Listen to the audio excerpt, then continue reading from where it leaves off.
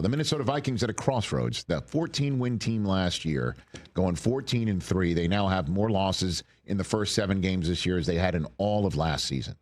And, the focus of the Vikings, 100%, is on their decision to draft my guy, the champion quarterback of Team 144 of the University of Michigan, J.J. McCarthy, to move up one spot to draft him 10th overall before Bo Nix, just after Michael Penix, in a draft that also has Jaden Daniels, Offensive Rookie of the Year last year, Caleb Williams, winner of 4 straight games in 2025 with Ben Johnson in Chicago. He's playing much better. Nobody, though, as we all know, playing better from that class in 2025 than Drake May, whose head coach, Mike Vrabel, was on this program yesterday. We talked all about it. And the decision to draft J.J. McCarthy, him getting hurt, watching Sam Darnold do what he did last year in 14 wins and have him stroll off to Seattle, where he's 5-2 right now on his bye. And then Daniel Jones was sitting there after the Giants cut him, and they made an offer to Daniel Jones to stay, and he decides to go to Indianapolis, where he was definitely going to be the starter without any kid behind him that they're definitely going to play because they need to see what they have in him. Anthony Richardson, the Colts already saw what they had in him and decided to get Daniel Jones in, and he is 6-1. He's the quarterback of the only one-loss team entering the rest of this Week 8 action right now. Pardon me. Jordan Love is a one-loss team. He also has a tie. 6-1. The only quarterback that's 6-1 entering Week 8 action. And so the decision for them to do that and then start J.J. McCarthy this year, have him play 3 dreadful quarters and then 1 superb quarter in a Week 1 Monday Night Football win in Chicago that had, by the way, J.J. McCarthy, the Offensive Player of the Week, only to show up the next week and look so dreadful in the Minnesota Vikings Week 2 home loss to the Atlanta Falcons. Look so dreadful that everybody thinks that the ankle injury that he suffered in that game was, in air quotes, it's just, you need to take a break, kid. We've already seen 8 quarters, 7 healthy, if you will, quarters out of you. Take a break. You're not ready yet. We're going to start Carson Wentz and see what we have as a team to try and win behind a veteran and getting his, other chances in another organization, just like Sam Darnold did, although Carson's had many I think Al Michaels mentioned 6 teams in 6 seasons. Yep. Bouncing around. And by the way, the reason why Anthony Richardson got drafted in Indianapolis is because Jim Irsay, may he rest in peace, was like, this guy Carson Wentz that just lost in Jacksonville, get him out of here. I don't want to see him anymore. Yep. Literally, just disappear him from our organization, please, was essentially how Jim Irsay was approaching Wentz.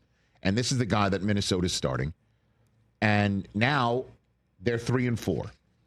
And now Wentz was so banged up last night, as he's suffered 19 sacks since becoming the Vikings starting quarterback in Week 3 after being sacked 5 times last night by a Los Angeles Chargers defense that got Khalil Mack back and was marauding that front for the Vikings. That Wentz looked like he was in tears on the sideline, coming off the field after his last sack. You could look at his left arm he's holding because his left shoulder is what got injured a few weeks ago. And he's playing because that's not his throwing arm. But you could see wincing and on occasion looking like he is in tears to wonder about whether his body can hold up, whether his ability as a quarterback is dwindling away. I don't know what was going through his temples, but it looked like he was going through something. It's hard to watch. It was hard to watch. Yeah, it's hard to watch. It was hard to watch. And that's where the Minnesota Vikings sit today at 3-4. And as I mentioned, there's a 4-1-1 team in the NFC, and it's the Green Bay Packers sitting atop that division, and the Detroit Lions on a bye week at 5-2. And a Bears team that is sitting there at 4-2 with 4 straight wins. And the Vikings are the ones sitting in last place wondering, what next? This was the head coach after the game talking about it. As I told our team, we've got an opportunity in front of us where we need to own this. This is not a bury the tape kind of time for our organization. This is a watch it, view it, own it. Every coach, every player. And it starts with me. I did not have our team prepared to play, and we'll go back to many aspects of what we need to improve on. Yeah, here's what they need to improve on: the quarterback play and the offensive line play in front of him. And the offensive line play is what is crucial. There is a conversation again about J.J. McCarthy's viability. And, you know, I saw the moment last night, and Chris, you were bringing it up in our pre-show meeting prior to you wondering what time the show was beginning, I guess. Where the other JJ, Justin Jefferson, makes a catch, rolls out of bounds. Yeah. JJ McCarthy is there, and for somebody coming off of a high ankle sprain, looked pretty limber in avoiding the Very sack. athletic move and then JJ. And then enthusiastically signaling the first down. Yeah, while jumping up and down on said alleged injured ankle. Okay, it's not an alleged injured ankle. It's an actual injured ankle that the head coach says does appear to be well enough for him to start potentially next week. JJ, and he was close, and JJ and the medical staff kind of didn't quite feel like he was there yet. But there was a lot of encouragement that, especially with the time we have, Kevin, and where he's at and the confidence level he thinks he can get to. You know, if JJ's healthy, JJ will play. And JJ will play. And when he does, it's on. And I'll be straight up with you. You know how I feel about him. You've met him as well, guys, when he's been here. He's one to root for. He's one to like. But he's got to play, stay healthy. You know what your best ability is, right? Ability. And he must avail himself of this opportunity and show why he was drafted 10th overall in last year's draft and show some action for 4 quarters that look like, say, Penix when he had some time at the end of last season, although it was a very difficult spot. Got to show stuff like Dart in his first few starts this year. Got to show stuff like he did in the fourth quarter of week 1. That part. He's got to show what we're seeing out of what we saw out of Bo Nix after he got some time last year. Not saying you got to be Jaden Daniels. And he might have to be behind an offensive line that is having trouble. I mean, Darrisaw is in and out. He's hurt.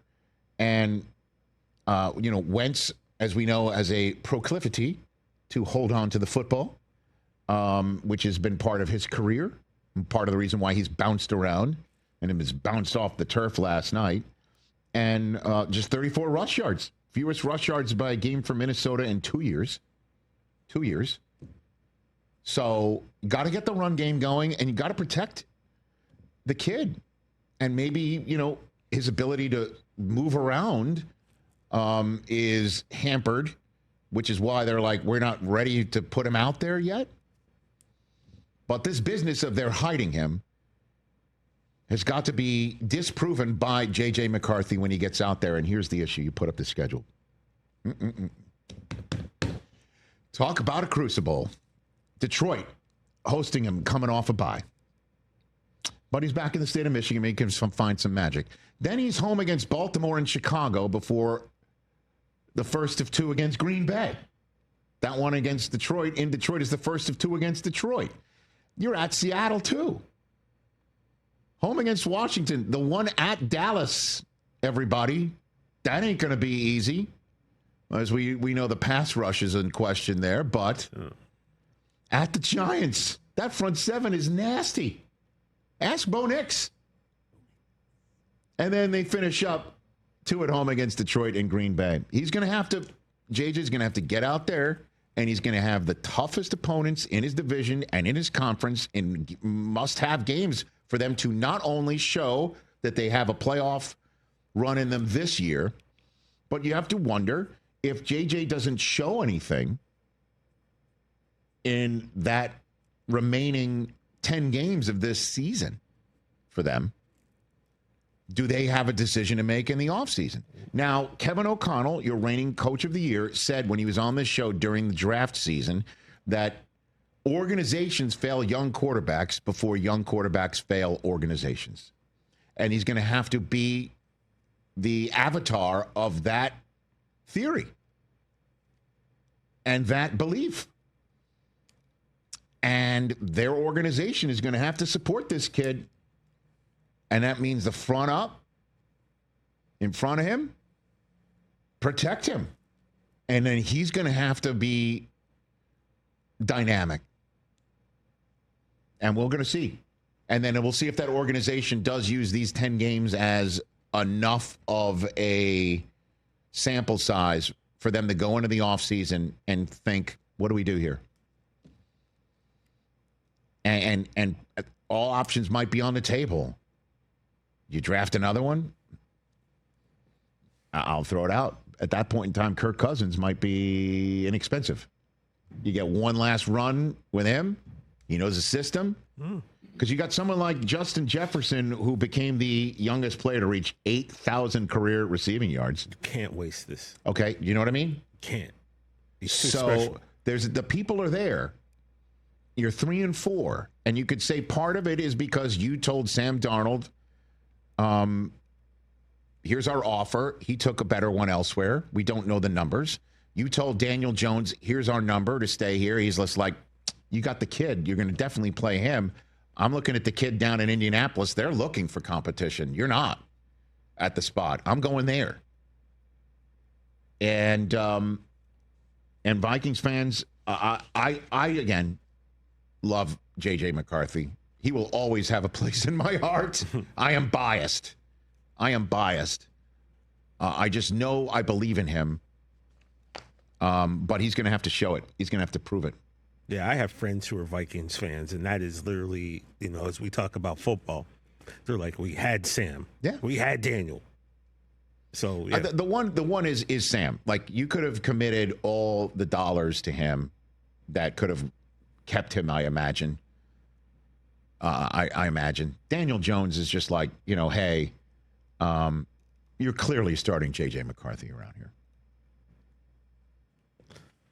And you aren't going to commit all the dollars to Daniel Jones just by having him around and just assuming he could turn it around. Sam's already shown you something.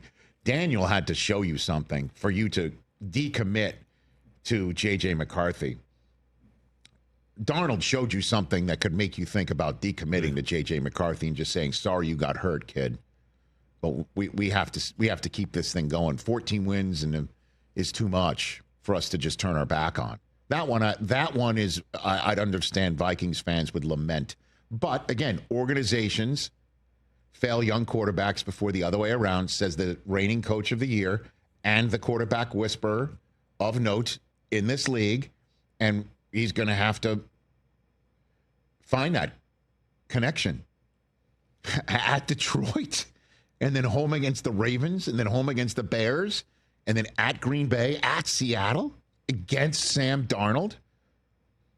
Now, going up and showing up and winning these games and winning a good amount of them and then going to Seattle and beating Sam Darnold is a way for J.J. McCarthy to tell all the Vikings fans they made the right choice. And showing the coach, you made the right choice. And showing the general manager and the ownership, you made the right choice. Can he do it? I think he can. Will he do it? Stay tuned. Hey, you made it all the way to the end. Thanks for that. Check us out every single day streaming live on Disney Plus and the ESPN app 12 to 3 Eastern.